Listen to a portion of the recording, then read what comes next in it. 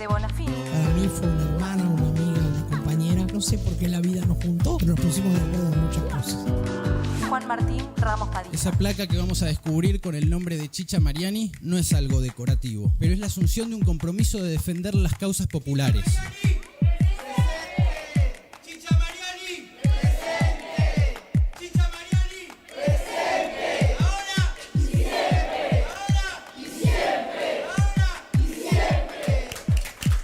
Radio Caput.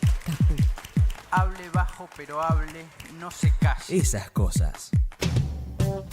Radiocaput.com. Estás conectado. Estás en Caput. Nosotros, los otros. Un espacio de resistencia contra la discriminación, la xenofobia y la desigualdad. Si las palabras migran su significado, si nos exilian en nuestra propia casa, si la piel rechaza y el color separa, si los dioses discuten sus razones, si los géneros se sacralizan y los sexos no encajan, entonces simplemente seremos otros. Nosotros, los otros. Conducen Larry Levy en Radio Caput. Los falsos positivos, los periodistas asesinados, los desaparecidos, los narcogobiernos, todo lo que robaron. En un ejercicio de memoria y conmemoración, los periodistas recordamos que una vez al año es nuestro día y nos concentramos en la reflexión sobre las bondades o las deficiencias de nuestro oficio o profesión. No estamos exentos del devenir político y social en el que transcurre la vida del resto de grupos profesionales. Casi todas las actividades suelen constituir una especie de contrato, y lo digo entre comillas, entre dador y receptor del servicio. En ese contrato se establecen ciertos parámetros de ética, calidad y responsabilidad. Los contenidos de esos contratos suelen ser producto de un debate entre los mismos profesionales y la participación de otras disciplinas. Conocemos el Colegio de Abogados, el de Ingenieros y varios otros que avalan, defienden o sancionan el ejercicio de la profesión. En el caso del periodismo, muchos países cuentan con alguna regulación, no sé si el término es correcto, o a lo mejor podemos decir instancia autorregulatoria, y que va más allá o más acá del recurso judicial. En este debate, aún no resuelto entre nosotros, surge la tensión entre el ejercicio de la profesión y la libertad de prensa.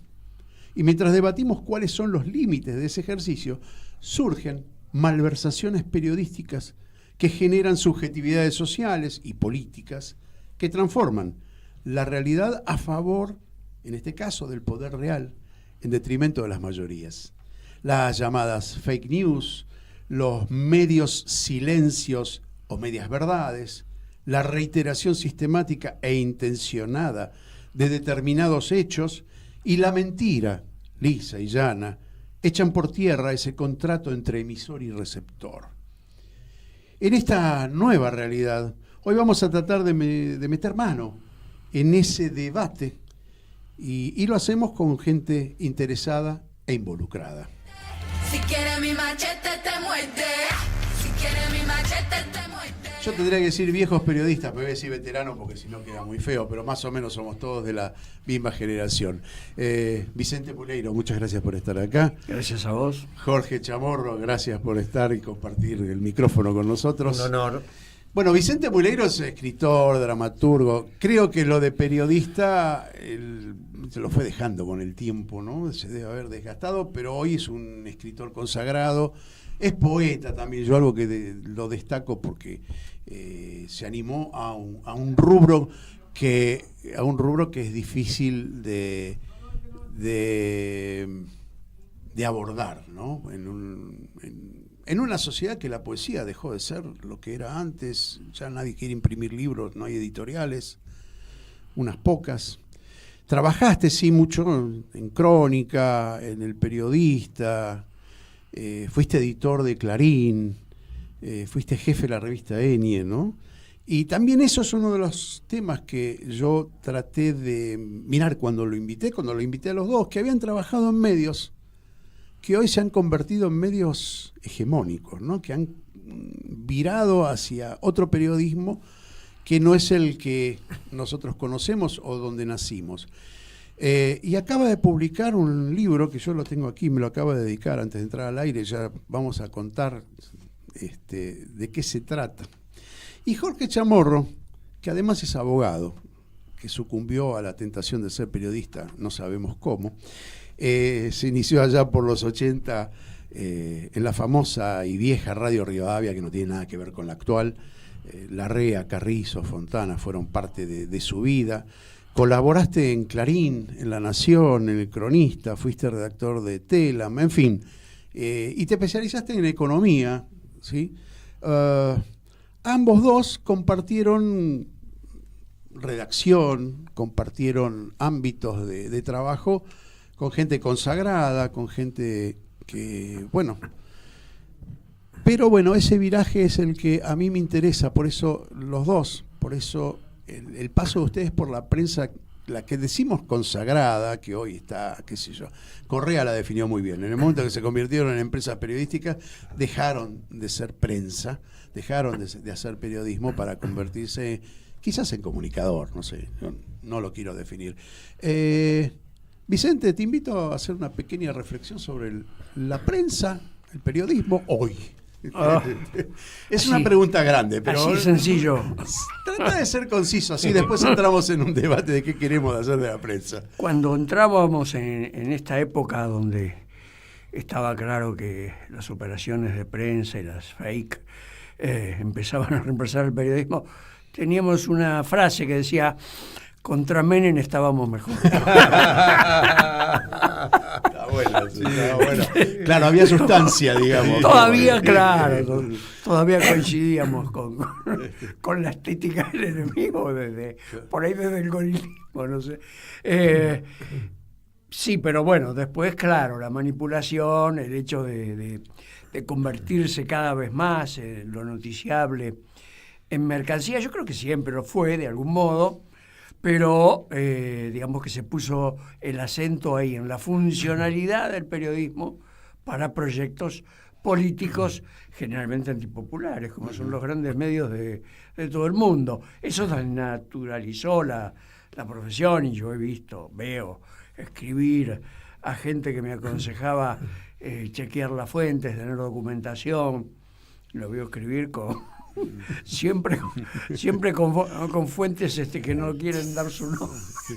Claro, una nota compuesta por 10 referencias que no das nombre de la fuente ni ubicación. Se hizo común eso. Claro, eso claro. Está lleno de notas sin ese desideratum de saber dónde. Como se sabe, el periodista no presencia muchas veces los hechos, sacando el periodista deportivo, por ejemplo, sino que los reconstruye. Con los periodistas deportivos ocurre algo muy singular, que cuando pasan al periodismo en general o a la política tienen una gran capacidad de relato escrito, digo, ¿no? Hay varios ejemplos de gente que ha pasado no ocurre con periodistas que hicieron política y quieren pasar a deporte, ¿no? Primero que no conozco ninguno, pero tampoco me parece que es una cosa tentadora y que la puedan hacer. Relatar. Bueno, unos muchachos que fueron periodistas deportivos como Camus, Moravia, Vargas Llosa, ¿no? Pero pasaron a la política con éxito. Al revés no se da. Al revés se da poco. Al revés se da poco. Germán Sopeña, ¿verdad? Germán Sopeña empezó haciendo deporte. Ajá. Bueno, sí, muchos empezaron. Mauro Viale también, más allá de las condiciones de Mauro Viale. Nelson Castro, Néstor Ibarra, ¿sí? El fallecido Néstor Ibarra. En tu caso, Chamorro, ¿qué ves hoy? Yo, un poco sí, coincido totalmente con lo que ustedes vienen diciendo.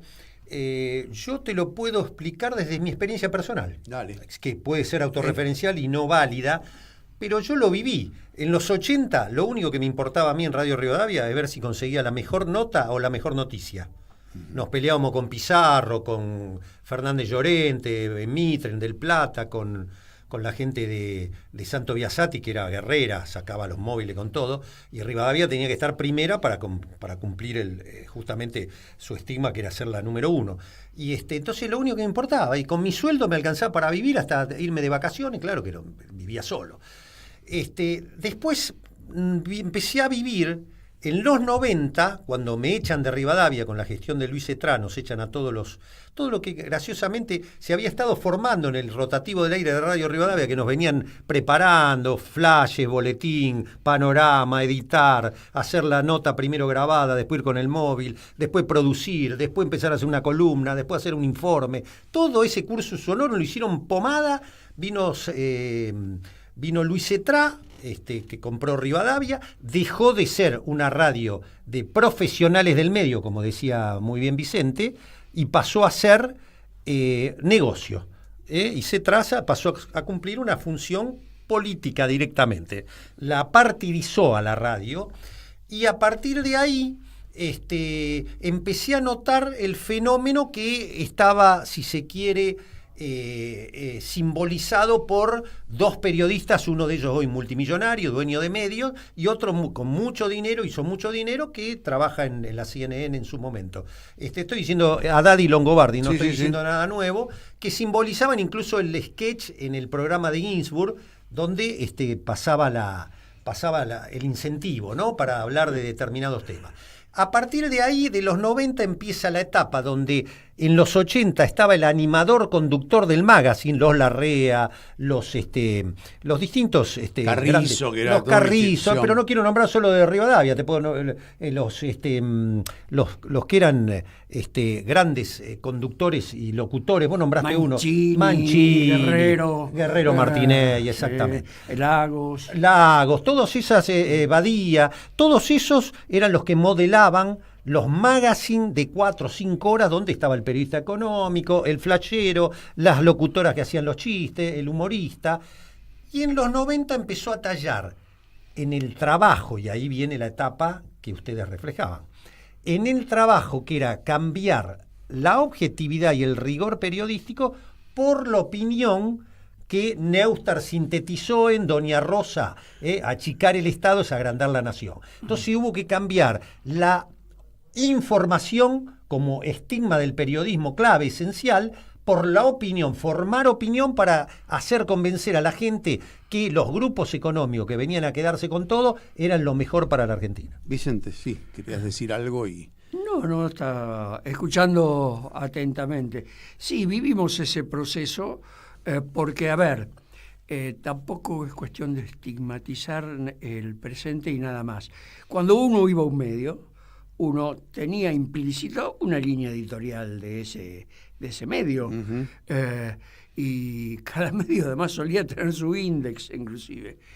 Pero tenía su margen de trabajo donde tu personalidad y tu libertad la podías usar, ¿no? Uh-huh. Y si no la podías usar había problemas. Tenía problemas uno, por ahí se iba, ¿no? Uh-huh. Recuerdo una película que es El Otoño, donde un profesor, un arquitecto, escucha de un alumno esta pregunta, dice, ¿cuándo termina la prudencia y empieza la cobardía? ¿No? Le pregunta al profesor, y el profesor le dice, exactamente en el momento en que te planteas la pregunta. ¿No? O sea que, bueno, uno siempre promedió su hacer. Uh-huh. No era lo mismo trabajar en Mitre que en Rivadavia. Había matices y acomodamientos y pertenencias a distintos grupos. Digo, porque el periodismo es comercial. Ya sí, sin ninguna duda. Pero guardaba cierta... El fenómeno de ahora es que se haya convertido en la tercera pata del sistema, junto con lo judicial y el poder económico. Uh-huh. Es una pata absolutamente... ¿Dejamos de informar para comunicar? Imprescindible. Dejamos de informar para formar opinión. Ponele, pero también tiene intereses para económicos. Para crear subjetividad. No podés... Sí, está bien. No, comunicamos siempre. Lo que estamos haciendo es que tenés que cambiar la información pura por la formación de opinión y de subjetividad para sostener la gran mentira. Uh-huh. Porque, ¿cómo haces para que los que manejen la vida de una sociedad sea el lucro y la maximización de beneficios de no solo sería de la empresa Industria Nacional, etcétera, de los grandes monopolios. O sea, ¿cómo sostenés eso si no es con la mentira, las media verdades y la subjetividad más plena? No hay manera. Por eso es una pata imprescindible, como dice Vicente. Bueno, además multiplican su relación y la prioridad del periodismo por múltiples negocios. Entonces, si vos lo tenés relacionados con la corriente X de un club de Boca, por ejemplo de Boca, vas a criticar al director técnico porque tu adscripción es con la lista. Yo iba a ser más bruto. Es con ahí. la otra lista. Yo iba a ser más bruto. Yo te ahí. digo porque esas son cosas que se ven Pero todos si, los días. no, bueno, pero por ejemplo Clarín, si en Clarín vos publicás una página, no sé, Telefónica, Telecom, no sé, Movistar, y publicás una página entera todas las semanas, ¿alguien va a escribir una crítica sobre esas empresas, sobre el servicio que dan esas empresas? Eso hoy es imposible. No es posible eso. Además, la incidencia es muy fuerte porque es, digamos, a ver, sí, Clarín está ligada a las empresas telefónicas. No puede publicar ni una carta de lectores quejándose por el servicio. Entonces sí, claro, ahí se desvirtúa. Aparte, como claramente lo dicen ustedes, hoy los grandes medios, los multimedios, están totalmente diversificados. Porque, incluso esto lo podés trasladar a la opinión de alguien que no conoce bien la economía y no conoce los grupos económicos y te dice, che, le están vendiendo poco, ¿cómo es que les rinde si se le cayó el consumo? Pero timbean con los bonos, tienen miles de hectáreas de soja. Bueno, Clarín no vive de vender Clarín ya, ¿no? Favor, es decir, tiene otras cosas. Clarín hace la Expoagro con La Nación, son socios de BlackRock, tienen Telecom, tienen miles de hectáreas de soja, de yerba, de arroz, de arroz, Aranda, ¿no? Aranda. Sí. Bueno, están diversificados, no pierden plata por algún lado, siempre la están ganando. ¿Cómo hacemos para ¿Es inevitable, pregunto, o se puede regular? Nosotros se nos cayó, por imperio del señor Macri, la ley de medios, que fue muy discutida, fue una de las leyes más debatidas, inclusive fue muy interesante el proceso de concluir en esa ley. Y se nos cayó por acá, pasó Mariotto, hablamos del tema, que fue uno de los impulsores de la ley. Digo, ¿qué hay que hacer? Eso en el aspecto, digamos, empresarial, porque hay otro aspecto que yo quiero destacar, es el Día del Periodista dentro de 2 días, así que vamos a hablar también de lo que respecta a nosotros, ¿no? Pero bueno, desde el punto de vista de empresa periodística, ¿qué hacemos? Bueno, solo cabe hacer esto que estamos haciendo ahora, por ejemplo, es una de las cosas que hay que hacer, o sea, un periodismo que se plantea como alternativo y de posibilidades, aunque su micrófono sea mucho más chico que los equipos de audio, que las torres de audio que tienen ellos, ¿no? Sí. Pero hay que hacerlo. Después, combatir contra esos poderes es algo que no lo veo como una dinámica dentro del periodismo, sino como una dinámica política que incluye el periodismo, pero que es más grande que el periodismo.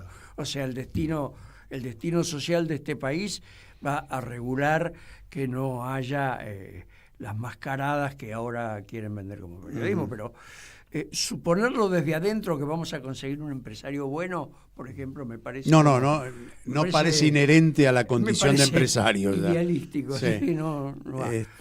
Pero bueno, estamos ante un problema, además es muy notable, inclusive en sectores políticos ya institucionalizados, del campo nacional y popular y democrático, para definirlo de alguna manera, cómo corren tecnológicamente y comunicativamente detrás de lo que plantean. Nosotros llegamos a las tecnologías después, llegamos a los discursos eficaces después. Es decir, estamos tarde. Estamos corriendo atrás. Estamos en una condición de tarde constante. Y hace años, yo creí que ya a esta altura por ahí había... No, seguimos atrás. Ya. Ser transmisor ser elaborador, es decir, de la noticia. Ser también el canal de transmisión de la noticia. ¿Qué es lo que está pasando por este monopolio periodístico de Clarín? Y no es solamente Clarín, hay 2 o 3, pero que producen la noticia y también la transportan y condicionan al otro para que no entre. Digo, ¿hay que regularlo o no hay que regularlo? Mira, yo me lo planteé varias veces porque la síntesis de la autonomía de la voluntad de uno, más la regulación de estos grupos, del lado individual yo te dije, pero acá lo único que hay que hacer es honesto. Porque vos podés tener derecho a ser de derecha, de izquierda, radical, de centro. ¿Quién dijo que tenés que ser? Tenés que ser honesto. Entonces, mismo me planteé, pero ¿cómo haces si sos honesto y viene la orden en TN y te dicen hay que hacerle una nota a el narco y hacer creer que Aníbal Fernández la morsa? Tenés que cubrir eso y prepararme todo el informe con qué eso. informado que estás de la realidad. Veo que No, se me ocurrió, es como por el libro, estuve leyendo el libro de Vicente. Bueno, ahora lo vamos a comentar. Ahora lo vamos a comentar porque el tipo que hizo eso va a tener que hacer un lindo artículo. Entonces yo pensaba, ¿cómo sos honesto? Solamente ser honesto, que es lo que más importante, y después tener la técnica, aprender la técnica comunicacional, pero solo con ser honesto. ¿Y cómo haces para encajar en la gran mentira? No hay manera de sostenerlo. Ahora, entonces, tengo muchos compañeros, a Vicente ni hablar, porque salió de un grupo de esos, tengo muchos compañeros, amigos, queridos, que están en esos medios y la van peleando como pueden, pero les cuesta hablar del tema, porque indudablemente, más allá de que es más, conozco uno que está en TN, que es amigo, y que él me dice, cuando va a la calle, me dice, yo trato de decir lo más seriamente posible, pero a veces te bajas la línea y tenés que decir esto, y si no, no salís más, o no trabajás más. Es decir, es muy hacer difícil. la aceptación como hizo Julio Blanc en Pero, su momento, que dijo, claro que hacemos le costó, no le claro costó que al grupo.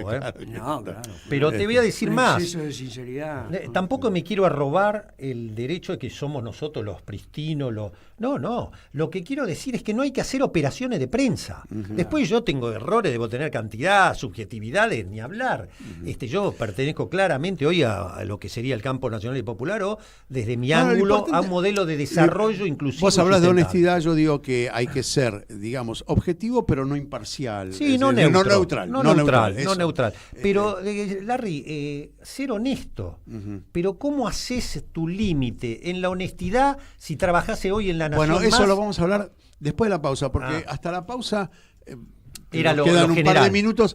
En lo general, es la empresa. Después vamos a hablar de contesto lo que de es la hacer empresa. periodismo. Me ¿no? quedó lo Porque de la finalmente, empresa. Me quedó lo de la empresa, coincido 100% Sí. con Vicente, o sea, es un fenómeno que se resuelve políticamente, no lo podemos resolver nosotros individualmente. Es multidisciplinaria la solución, es decir, que hay que sentarse a dialogar con respecto a esta ley otra vez, porque la ley es un cambio social. Es un cambio social. Y es un cambio de paradigma de la forma de ejercer el periodismo y de recibir la noticia, ¿no? Porque también uno como lector hoy, yo no leo papel hace mucho, es decir, lo leo por internet. No, eso está claro, ¿sí? estamos Entonces, hablando de la y bueno, pero ahí hay una categorización de la noticia que es diferente a la del diario. Vos sabías que cuando aparecía un título en la cabecera del diario, sabías que la empresa le daba ese tenor, esa importancia. Orden de prelación. Y después tenías, digamos, de mayor a menor, la importancia de leerlo en el diario, titulito chiquito, titulito más grande. En Internet es todo lo mismo. Entonces es muy difícil para el lector categorizar, escalafonar la historia, ¿no? La información. Claro. Entonces, ahí está ese es más, y tenés que ir a buscarla. Lo cual, si no tenés interés o no te acordás de que tenés que buscar determinada información, no la recibís nunca. Más aún, cuando uno se ejercita en pasar por los distintos portales, vos sabés que si querés saber cómo salió la marcha de ayer, la buscás en tal diario. Claro. Si querés saber cómo la quieren manipular, la buscás en otro. Eso es ya estamos como ejercitados en eso. Ahora, vos no vas a saber la cantidad de gente que hubo allá en Plaza Congreso por La Nación. No, seguramente que no. Seguramente que no. Ahora, también me planteo, antes de que vayas al corte, que ya como es hombre de radio ya sabe que tengo que ir al corte. Es tan global el tema, sí, como dicen ustedes, que tampoco con una justicia como esta podéis resolver el tema de los monopolios y la hegemonía. Bueno, ahí nos queda pendiente una charlita que fue cuando Cristina o Néstor despenalizaron la opinión de los periodistas, sacaron la ley, es decir, derogaron la ley de calumnias e injurias. Pero también despenalizaron la opinión de los presidentes, me parece. Se está notando mucho ahora. Bueno, tendremos que volver a judicializarlo, pero con esta justicia no hay solución. Martín Loza, que es nuestro operador, nos va a conducir a la pausa que conoce muy bien el ritmo de la radio, el señor ahí, Chaborro, que ya me anticipó la tanda. Vamos. Enseguida volvemos con Nosotros, los otros. En Radio Caput.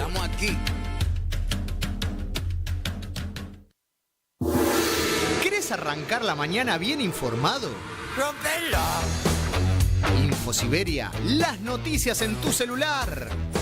Manda un mensaje de WhatsApp al 1128679078 y recibilo gratis todas las mañanas. Vos sos la única que me hace feliz cuando nadie te dice la verdad. Infosiberia, las noticias en tu celular. No seas como los demás. Manda un mensaje de WhatsApp y recibilo gratis todas las mañanas. La lupa mágica de la palabra, donde se nos asoman los de las teclas y nos proporcionan un pedazo ya. La lupa mágica de la palabra, con la conducción de Alejandro Gil, desde San Miguel de Tucumán. La lupa mágica de la palabra. La palu cájima de la bralapa. De lunes a viernes, a las 12 de la noche. En Caput. En Caput. El expresidente de Uruguay, José Pepe Mujica. Pasan cosas. Es un momento de cooperar, de juntarse, de aguantar la solidaridad. Lógicamente, cuando las papas queman, los hombros más fuertes den una mano a los más débiles. La solidaridad no es una cuestión de limosna espontánea. La solidaridad tiene que ser una política en este momento. Es momento de cooperar y creo que hay que llamar a que los hombros más fuertes den una mano a los más débiles. Radio Caput. Se tendrían que sentir orgullosos de poder contribuir. Esas cosas. Seguimos en Radio Caput con Nosotros, los otros. Estamos aquí. Y en Nosotros seguimos con Vicente Muleiro y Jorge Chamorro, dos experimentados colegas periodistas que, bueno, pasaron desde los 80 hasta acá por casi todas las circunstancias que vivió el periodismo y la política, sin ninguna duda, ¿no? Vicente, acabas de publicar un libro. Yo voy a hacer como hizo el otro día otro periodista amigo que lo mostraba a cámara. No sé, a ver si se ve. Ahí se ve. Fuentes reservadas. ¿Qué es esto? Fuentes reservadas son los relatos de un periodista que en un medio de los hegemónicos participa y escribe. Es una novela, ¿no? Es una novela. No es un libro documental. Digamos, no. Pero si alguien se enoja lo va a convertir. Que reescribe aquellas crónicas falsas, que eran operaciones de prensa o fake news. Las reescribe como tal como fueron. Termina contando cómo se armaron las operaciones con la primer crónica, que queda implícita, digamos, sí. El lector se da cuenta cómo habrá sido, cómo lo contaron y cómo fue, ¿no?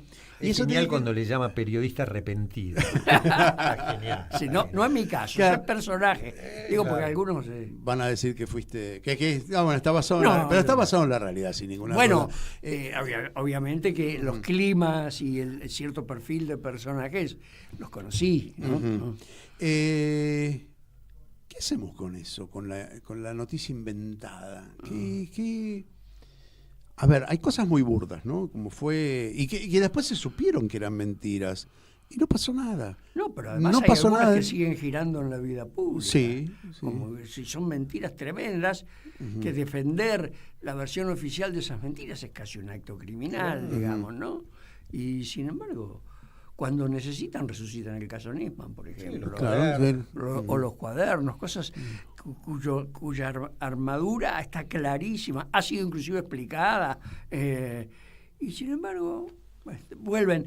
O sea, hay un momento en que lo importante es ganar esa discusión como si fuera una discusión de café. Yo te gano a vos, a tu idea. Yo digo que lo mataste, vos me decís que se suicidó. Y ganar en ese momento.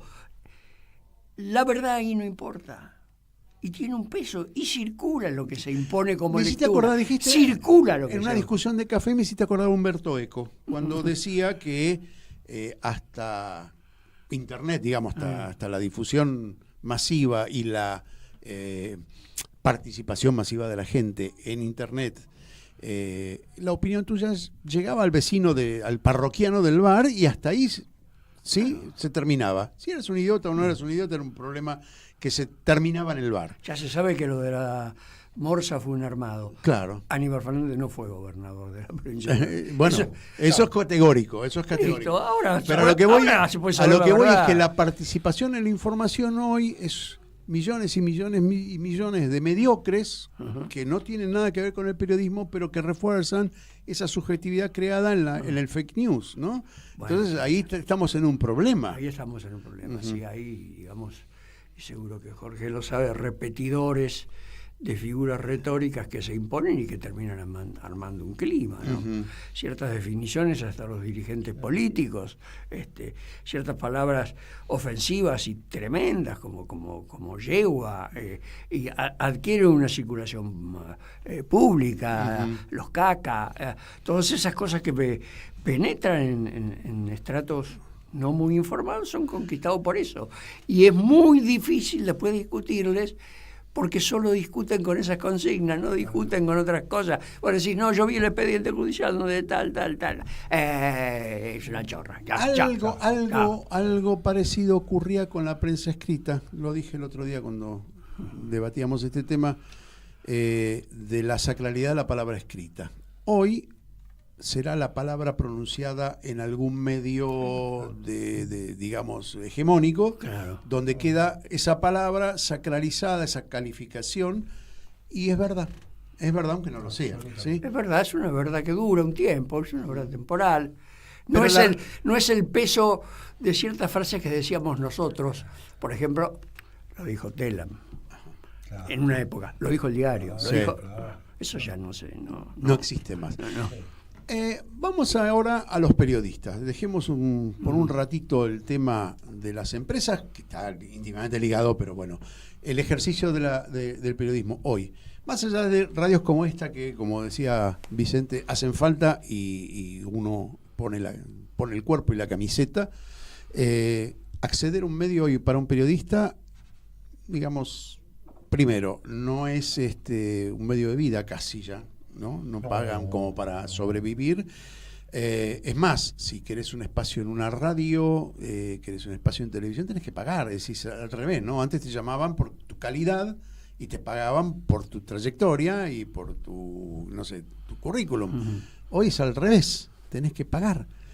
¿Cómo se vive esto en el ambiente? Vos conocés bien, Jorge, el ambiente. Y mirá, salvo que seas del establishment periodístico. No, olvídate. Hay millones de periodistas por eso muy vos hablás buenos. De la mayoría. La mayoría muy buenos. Claro. Yo, mi experiencia, vuelvo otra vez, perdón lo autorreferencial, pero que sirva periodísticamente.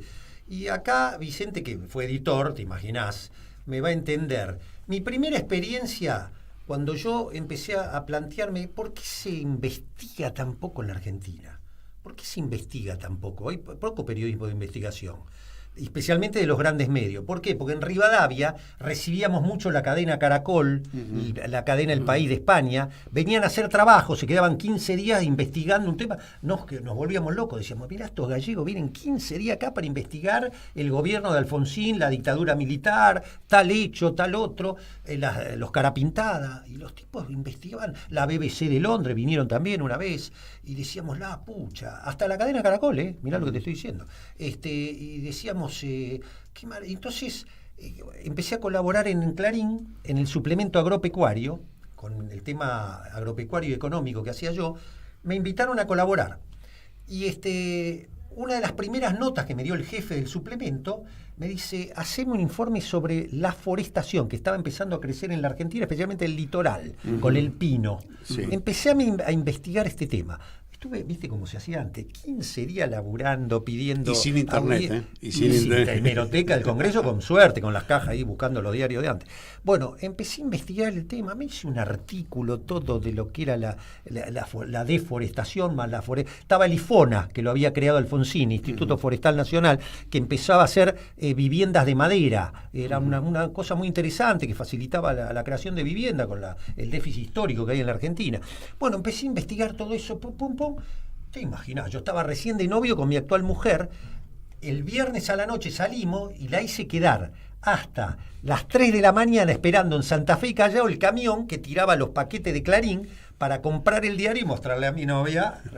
Mirá lo que escribía acá en el principal diario argentino. ¿Te imaginas en Clarín la firma? Claro, uno escribía en Clarín, ya era consagrado, ya se consagraba. Agarro, compro el suplemento, estábamos en la esquina de Santa Fe y Callao, ese café que estaba ahí, que ahora no me acuerdo el nombre, pum, estamos sentados y le digo, mirá el suplemento, le digo, mirá la parte esta del diario Clarín.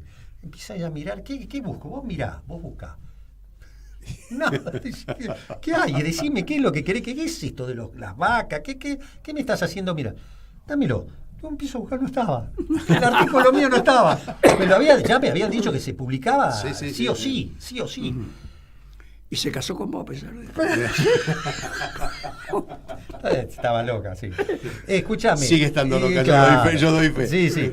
Entonces, me voy a dormir con una frustración, porque había laburado como loco, tenía 25, 26 años. Había trabajado como loco. Y a las 10 de la mañana me despierto, ese día 11 de la mañana, y me empiezan a llamar a casa. Che, ¿qué nota te mandaste? ¿Dónde te pusieron? ¿En el cuerpo principal? No. ¿Qué nota te mandaste? Todo. Hicieron un segundo suplemento donde estaba publicada mi nota, retocada. Pero, concluyo con esto, así no robo más tiempo. ¿Qué pasaba? Me estaba metiendo con papel prensa. Entonces lo agarró uno de los directores. ¿Qué es esto? ¿Quién publicó esto? Sácame esto. Me borraron toda la parte donde estaba la exceso de forestación y deforestación de otras cosas, todo por papel prensa.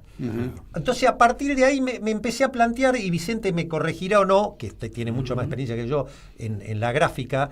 Ahí me entré a plantear, claro, si vos trabajás en La Nación o en Clarín en ese momento, ponen el Grupo América de Urnequiano, hoy que tiene muchas empresas, y tenés que, cualquier tema que investigues en la Argentina vas a terminar tocando algún interés de esos grupos.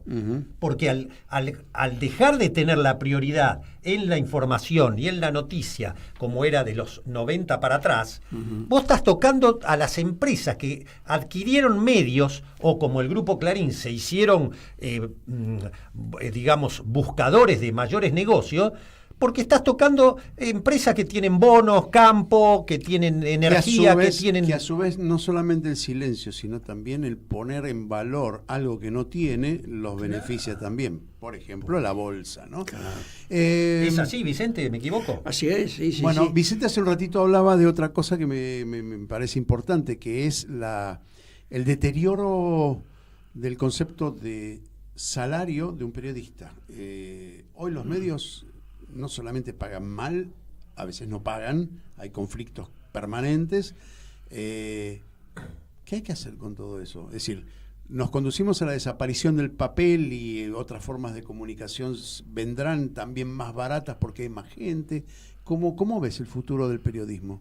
Bueno, yo veo que la reformulación tecnológica es acelerada, que en efecto hay muchísima mayor circulación de noticias, por lo tanto el valor de lo que nosotros llamamos una primicia se ha depreciado, porque la información se horizontaliza muy rápido. Entonces asomar la cabeza ahí con una primicia todo esto va cambiando y va a seguir cambiando, sin duda. El que hay que hacer, que te escucho preguntar, si yo supiera todo eso, a ver, no sé si utilizarlo solo para mí o ser un líder social. Bueno, si esa es la alternativa, estamos en el horno.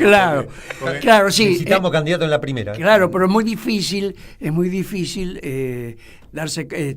tomar nota de ese destino cuando ya ves que lo que es el proletariado del periodismo, la búsqueda de la noticia, bueno, que uno lo tiene que tener incorporado, aunque sea jefe, es algo que está como muy devaluado, no lo necesitan. Hoy vos ves que, bueno, yo supongo que yo también lo haría, pero ese programa periodístico con el teléfono en la mano, como imagen visual a mí me cae mal. A mí me cae Ahora mal. digo, pobres pibes, no tienen producción, no tienen móvil, está sucediendo, no tienen un enviado en la casa de gobierno, hay una reunión, qué sé yo. Y el verso es, están viendo a ver cuál es el portal que lo da primero. Para exactamente, decir. y el verso es me estoy informando, que no es así, está leyendo algo que seguramente ya existe. Pero bueno, a lo que voy es, estamos en problemas para vivir del periodismo, eso sin ninguna duda. La fragmentación también, otra cosa que fue muy interesante lo que acabas de decir, ¿no? Porque se fragmenta la noticia. Ya no es una noticia que copa todo digamos, el ambiente del lector, del receptor, sino que son muchas. Nos empiezan a interesar cosas que antes no nos interesaban y nos dejan de interesar cosas importantes que hoy perdieron valor. Está todo muy fragmentado. ¿Hay una desconexión entre el periodismo y el lector? ¿El lector o el receptor de la información? La verdad que no quisiera ponerme en el lugar de que ¿te acordás, hermano, qué tiempos aquellos? No, pero ¿sabes por qué te lo pregunto? Me parece una actitud melancólica que no sé si desde ahí se puede crear, ¿no? Bueno, han bajado los índices de lectura, sí.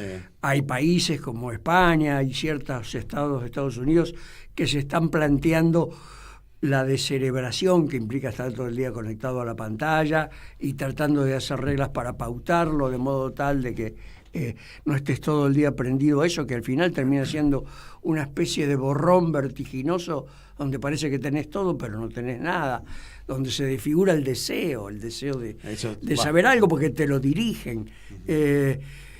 Así que bueno, todas esas variables están. Hay un déficit de lectura, no lo digo yo, esto está categorizado por estudios que se han hecho en universidades, pero yo confío en que la palabra, eso que está siendo capturado va a ser a su vez lo que dé una vuelta y nos permita darnos cuenta de que esto que se está diciendo a partir del internauta, de que nadie se salva solo. Precisamente la palabra implica a dos personas por lo menos, siempre. Lo que se llama lo dialógico, ¿no? Y bueno, pienso que ahí donde está el mal puede llegar a estar, despuntar desde ese mismo núcleo otra cosa. Es medio filosófico, sí que, pero es difícil. Tiene dos vertientes positivas. Uno, dejar de ser melancólico, y la otra dejar de ser pesimista, que en esta profesión es muy común. Jorge, ¿es otra forma? ¿El periodista tiene que aprender otras cosas que no se ejercitaban dentro del ámbito periodístico para estar a la altura de poder brindar la información a quien tiene que recibirla? No, yo creo que la técnica más o menos ya está todo inventado, o sea, sujeto, verbo, predicado, un orden de prelación más o menos lógico, la información como prioridad y más o menos yo cuando daba clase decía, no solo hay que escribir como se lee, sino escribir como se oye. Para lo que está de moda hoy, que es los medios audiovisuales o tecnológicos. Lo que pasa que hay varias cosas, está empezando a cuestionarse la ponderación que se le daba hace unos años atrás, especialmente del advenimiento de Milei, a las redes. Está empezando a verse que lo tradicional, hoy está, como dice Vicente, claramente más asentado en el lenguaje audiovisual que en el lenguaje escrito, lo que están marcando es que tiene mucha incidencia hoy en la agenda, en el humor social y todo eso. Las redes siguen quedando para los chicos, para los sub-35, sub-30. Entonces, más allá de estas plataformas, Olga y Al Carajo, y el Gordo Dan, Olga de los chicos estos que hacen youtuber, todo eso, pero aporta poco, digamos, a la política, más allá de que se pueda mechar por ahí algún mensaje. Ojo, aportó el voto. Nada más ni nada No, menos. pero ese voto no sé si vino. El voto vino, mirá, ahí hay una estudioso, el profe Romero, con una chica Ruiz, esa chica Ruiz que trabaja con él, los tuve de invitado yo también, y estuvieron estudiando. Vos sabés que la llegada por los medios de redes de Milei está bancada desde ya el 2019-2020, estaban trabajando. Cuando crean agarrar la pala, el peluca no sé cuánto, todas cosas que salen muchísima plata. Eso tenía banca hasta de BlackRock, hubo plata ahí. Claro, coincide con que nos primerean Ahí siempre, está, ¿no? ahí está lo que decía él, que una vez más los tipos la vieron. Primero se quedaron con los medios de papel, después compraron los medios multifactoriales, multimediáticos, y también compraron las redes primero. Ellos abarcan todo para poder lograr la subjetividad y sostener el modelo. Entonces está todo en debate. Están todo en debate. Entonces, yendo a la pregunta, ¿qué técnica? No, las técnicas creo que son las mismas. Las técnicas, cómo llegás claro, conciso y concreto a que el oído... Está comprobado que más de un minuto nadie te va a prestar atención. Le voy a hacer una pregunta a Vicente. ¿Tenemos mensaje? Porque una de las cosas que hemos debatido aquí con gente de la academia, con políticos, ¿tenemos mensaje para dar? Porque la pregunta es, aún manejando todos los medios posibles, todas las técnicas posibles, si tenemos que decir. Y hay un problema que tiene que ver con la política, íntimamente ligado con la política, ¿no? Yo creo que es inevitable, uno dice siempre lo que es uno siempre de algún modo cuando dice, se dice, y el tratamiento de una noticia ni que hablar, ahí pones tu personalidad. No es lo mismo que el gordo Dan hable de un incendio en la Patagonia que hable Chamorro, así que ya ahí hay siempre va a haber una ética que está constituida por la ética personal, ¿no? Ni siquiera puede haber incidencia de tomarte en serio las reglas de tu oficio, pero ahí hay algo ético personal que hace que haya mensajes, siempre hay mensajes. Digamos, inclusive hasta el vacío es un mensaje. Te está dando el mensaje de ese vacío, un vacío de contenidos, te está diciendo que lo único que importa es son la mercancía, no el teatro independiente. Ese es, por ejemplo, ¿no? Chamorro, ¿qué nos espera a nosotros? Bueno, no, a nosotros no nos espera mucho porque ya estamos... Más que pensar en la salida, estamos pensando en la llegada. Sí, más o menos. Se informa Radio San Pedro. La pregunta es, ¿qué esperamos nosotros como viejos lobos de mar en este ambiente periodístico que pase con las nuevas generaciones? ¿Cuál es la formación que vos ves que tienen que tener? O a lo mejor no lo sabemos, todavía está en debate. Me parece que hay abierto un debate que no se va a resolver en este programa ni mañana ni pasado, y que es también el debate político, ¿no? Entonces, pero... interesante, porque cuando hablaba con un ex novio de una de mis hijas que hacía Rappi, yo le digo, pero ustedes deberían tener RT, tendría que tener un aguinaldo, unas vacaciones. Me dice, no, Estado no quiero, me dijo. Estado, 21 años. Estado no quiero, no, déjame laburar como se me dé la gana. Bueno, después me enteré, le robaron la bicicleta, pobrecito se tuvo que volver a Tucumán. Y por otro lado, mi hija mayor fue al recital de Lali Espósito a Vélez. Sí. Y me mandó el video, mirá, papá, mirá, porque sabe que mis intereses políticos, y había 100.000 pibes gritando, el que no salta votó a Milei. Entonces, ¿dónde está? ¿Viste? No quiero ni caer, para ser gramsciano, ¿viste? Ni el optimismo de la voluntad ni el pesimismo de la razón. Digo, hay pibes que tienen una mirada y otros que tienen otra. Yo sigo confiando, un poco lo que decía Vicente, ¿no?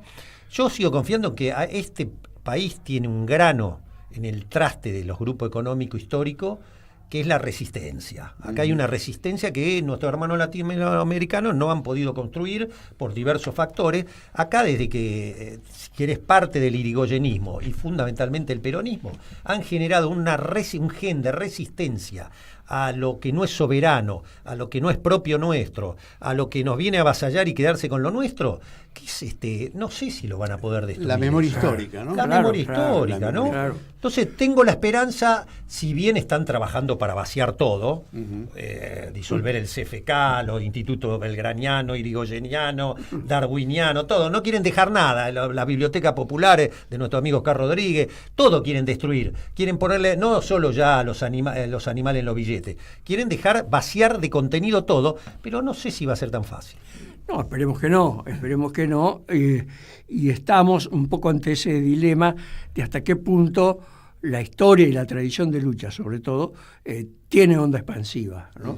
O si esta planadora comunicativa, yo creo que esa planadora comunicativa está trabajando sobre eso, para que la historia no tenga onda expansiva. Cuando se voltea abajo el café con Perón, saben perfectamente lo que están haciendo. Lo que están Cuando apuntando. tiran abajo el Instituto San Martiniano, saben perfectamente lo que están haciendo. Vicente, pero bueno, tenemos que ir cerrando, porque se nos acaba el tiempo, y te pregunto, ¿dónde encontramos tu libro, Fuentes Reservadas? En las mejores casas del ramo. Ay, muy bien. Es de Editorial Coligüe, Fuentes Reservadas, por lo tanto se lo encuentra bien distribuido en las librerías. Perfecto. ¿Y te escuchamos por la radio o todavía estás en un impasse con la...? No, estoy los jueves, media hora, en el programa de Felicita Bonavita en la Radio de las Madres. Bien. Y esperando volver a hacer vía libro, que volveremos a hacerlo. Que era un programa de culto ya, ¿no? Un programa de culto. Estimado Jorge Chamorro, ¿dónde te encontramos, dónde te escuchamos? Bueno, estoy los sábados a la mañana con mi amigo Darío Villarroel en Radio 10. Estoy en Ecomedios los martes de 14 a 15 AM 1220, con mi página abierta que ya tiene 20 años. No sé para qué, pero los tiene. ¿Qué más estoy? Y estoy todas las mañanas de 9 a 12 en la FM 89.1, la radio de la Universidad Nacional de La Matanza, donde ahí, mirá, ese es un... ¿Cómo te puedo decir? Es un lugar de paz. Todos pibes salidos de la licenciatura en Comunicación Social de La Matanza, con una pureza, un periodismo honesto, más allá de sus ideologías. Ahí no sabes por eso ahí me da la esperanza. Yo me revivo todos los días que me encuentro con estos pibes. Vicente Mulero, Jorge Chamorro, nos tenemos que despedir. Les agradezco que hayan estado aquí en Radio Caput. Quédense, los que nos están viendo o los que nos están escuchando, tienen esas dos formas, porque ahora viene un programa que se llama Que Nadie Nos Escuche. Interesante, que nadie nos escuche. Provocación. Es una gran provocación de mi amigo Mauro Bello. Gracias Martín Loza en los controles. Nos encontramos nosotros en Nosotros los Otros dentro de una semana, 7 días, a las 17 horas jueves.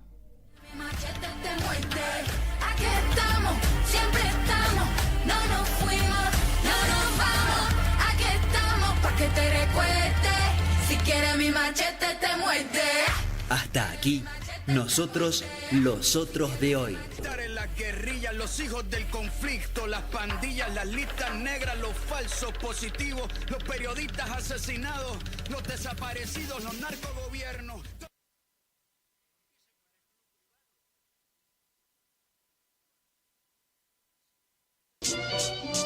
En Caput había un viejo. pasan cosas.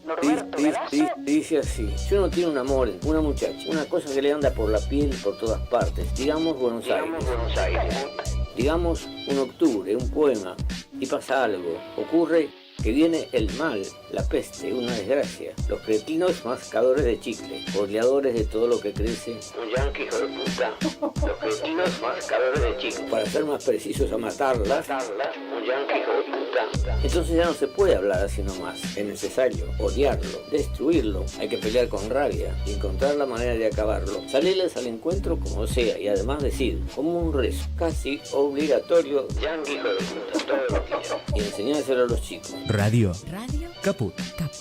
Por amor a la vida, nada más.